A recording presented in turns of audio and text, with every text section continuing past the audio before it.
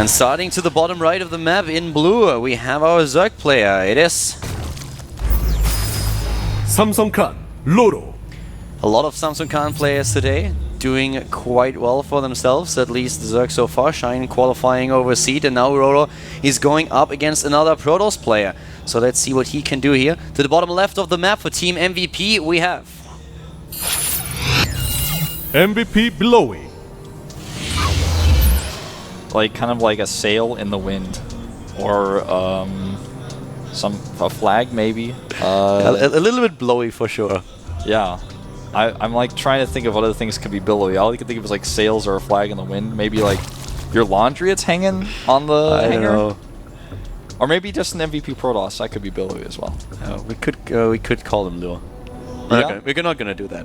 But we talked a little bit about that in offline matches in Heart of the Swarm. Billowy didn't play too many matches against Zerg just yet. On the other hand, we have RorO with already 23 maps played against Protoss players. Of course, most of these matches have been played in Pro League, and he is quite successful. He doesn't have the best statistics, but he still has a 52% win ratio. He won 12 of those maps and lost 11. So it's not like he is the Protoss sniper that you're going to see in an all-kill format, but he is definitely solid, especially given the quality of players that he's been facing. Yeah, I mean he is basically the more accomplished player and the more experienced player by far. That is definitely true. I mean, Billowy only having one offline match, just one. That's saying something enough already. Well, here's his second one, and he's gonna make it count. See if he can get his nerves away. I mean, he has played a lot of offline matches in Wings of Liberty as well, so don't forget that. But still, here comes the Overlord Scout. We'll see that it is a very quick forge, followed up by the Gateway even. 4 lings. They come across the map, but he's not going to be able to get in. Yeah, that's not very likely to happen.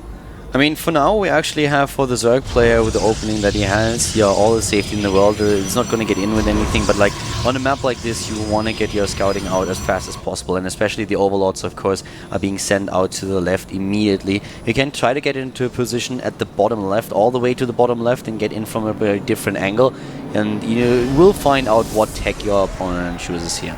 This is one of those maps as a Zerg where you know exactly where to position the Overlords and where it's very easy for you to get those information. Looks like he will actually get into the natural. Probe tries to chase here. Core is just a bit too late. And he's going to actually, well, depends on the micro here. Oh, good micro by both players. No concrete damage done, but mining has been delayed. I like that he keeps the weakened probe away for a while. Yeah, that's actually really annoying here. RorO has great micro and he's using that. If you suddenly have 3 Zerglings in your base, that is so annoying. All the mining time lost here, and it's of course also a point where you have to focus on over and over again. He's trying to snipe. Decent micro so far by Billowy, but just look at how much mining time he loses here. Yep. There's just the second probe having to be pulled off completely. He didn't lose a single Zergling just yet. So much mining time lost. It's the little things that start to add up, you know, in the early game. Stargate here, which by the way will... Oh, did he see that? I don't think he did. I don't think he did. It was started after the Zerglings were headed towards the main base, but the Overlord might be able to move in and spot that. If the Overlord sneezes too hard, he's going to see it. I mean, that's very, very close. Third base is ready, on the other hand, for RorO, so he's going into the normal third base. The Stargate hasn't been scouted just yet, but actually the first unit out of the Stargate should spot the Overlord at least and then figure that out. In the main base, the Ling's still being active. Yeah, don't forget that Billowy has not scouted anything. He doesn't know what build is coming. He doesn't know his third base, he doesn't know if there... For all he knows, there could be a Banling all incoming. He has no idea. So, obviously less likely, but he's playing blind right now. And the Overlord sees it. It's a Phoenix. Yeah, that's exactly what we were waiting for a little bit earlier, so he knows exactly what's going on, and that Overlord will pay for that information with his life. There's no way to run away. Even if it runs really, really fast right now, the Phoenix is going to catch up. No such thing as an Overlord going very, very fast. Even on times 8 speed on the replay, it's like, well, he's pretty slow. Yeah. Oh, look at that. This is one of those micro moves where RorO just kills a probe and walks away. This is now 7:23, and he's killing probes with Lings in the main base from, 2 minutes before. This is super annoying for Billowy, and for RorO, this is still a great thing. He has all the information that he needs, and he is just distracting his opponent the entire time while hitting his own timings, going straight into the lair tech here. And it's great. For him, it's really a great way to open up this game. He's already getting ahead of his opponent. Yeah. He already knows exactly what's coming. He does not see the robotics, but that's something that, in this case, is not going to be like a deadly thing that not seeing it is going to cost you a lot. It's an expected response. The 5 gateways that are being added, on the other hand, that is not an expected response. Yeah, that is actually true. I mean, that is something where we already see that Billowy wants to be like super aggressive here.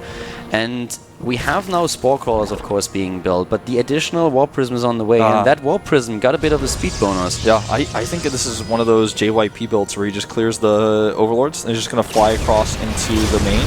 It's a really nice trick because your opponent thinks you're going Phoenixes and you're just transitioning into Robo, but in reality you're cleaning up Overlords to do a drop, and then the drop comes in, force fields go down on the ramp, and you might lose your main base for it. Hydra's Den, though, on the other hand, will be helpful. Yeah, exactly. The Hydra Den is a great response here.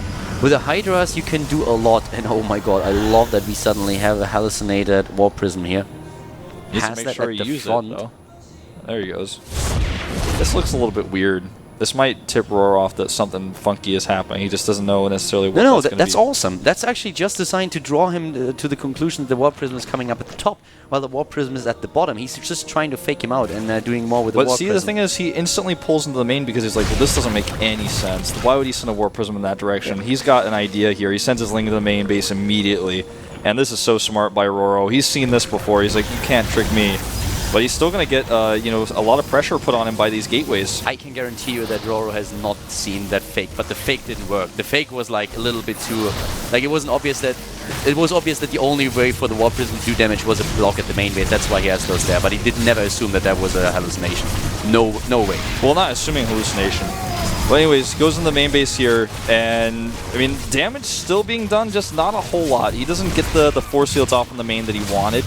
RorO in general is just playing this way too safe, and he has no problems whatsoever. Yeah, none at all. He had immediately the commitment to the Spore Crawler, so the Phoenixes don't do damage.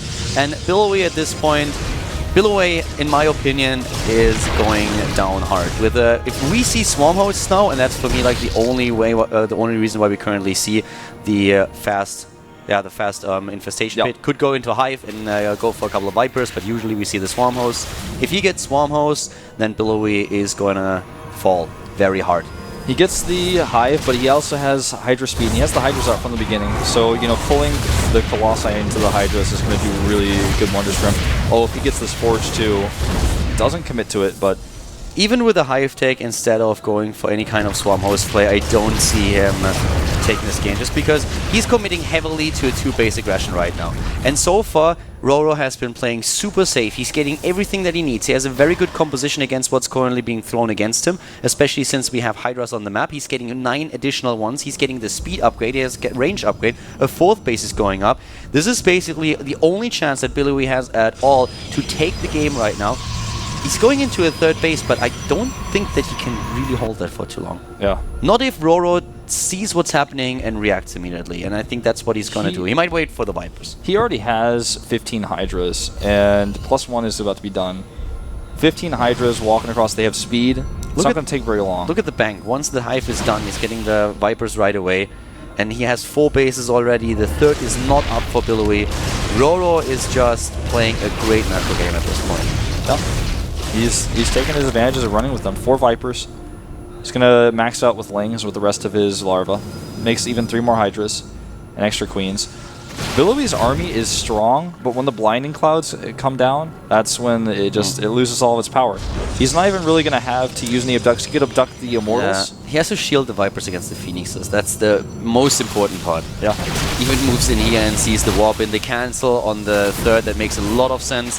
And here comes the move in. Force field, where are they? There they go. He can even sacrifice the space, and he should. He should not even fight there. That's like the most awkward spot for him. He knows that he's up against 2 bases, that he has his own third, so there's no reason to let this base be, or let this position be the one where you get destroyed because you have a worse position. And he's going into, at this point, he's getting ready to go for the attack with the Vipers. He wants to make sure he engages at the best position possible for him. He's still mining at a third base. There's a lot of army supply. Here come those blinding clouds, and now he can go for the abduct, and that's exactly what happens. 2 of those immortals are gone, only 2 left. A lot of Hydras and Roaches still alive. And Billowy is looking at this game and is like, well, that's not going all too well. Yeah, not at all. There's still so much DPS in these Hydras. A lot of Lings on the way aren't here yet. He's using that consume ability. He needs to hit those blinding clouds, though. Yeah, and he will in a second. He doesn't have enough energy. Yes, now he does. And here come those time warps. The force fields are decent, but the blinding cloud is excellent, covering most of the ramp. And Billowy is dropping farther and farther down in supply. He has a lot of DPS here. So, yeah, RorO has still to be careful, but so far he's doing everything that he has to. Look at those blinding clouds. And the concave here is so good for the Hydras. Finally, Billowy's army gets up here, but the drone pull is decent. And he doesn't have any warpins. He has no follow-up here. Yeah, a lot of those Hydralists are not doing anything. The reinforcements are streaming in as we speak. He needs to take out those Immortals. That's the one thing that he really needs to make happen. But the Queens are now even moving in, and RorO is well aware that the only thing he has to do in this game is stop this attack, and then he will have no problem taking the match. Yeah, he has the better economy. He has the better production. He's got the better worker count. GG. GG and game over.